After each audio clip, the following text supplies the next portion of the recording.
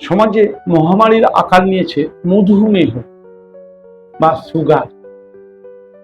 প্রত্যেকেই সুগার কন্ট্রোলের জন্য ইনসুলিনের ট্যাবলেট বা ইনসুলিন ইঞ্জেকশন নিচ্ছে।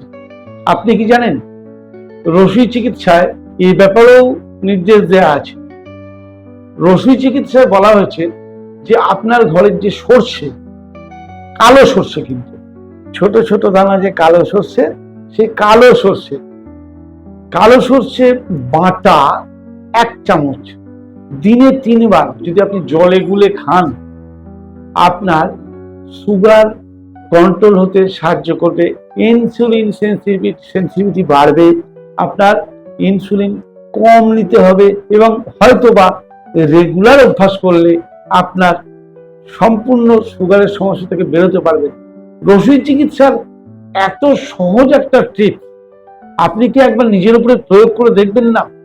সারা জীবন ওষুধের উপর ভরসা করবেন। আয়ুর্বেদে রসুই চিকিৎসা পৃথিবীর প্রথম চিকিৎসা বলা হয়েছিল সেই সময়কার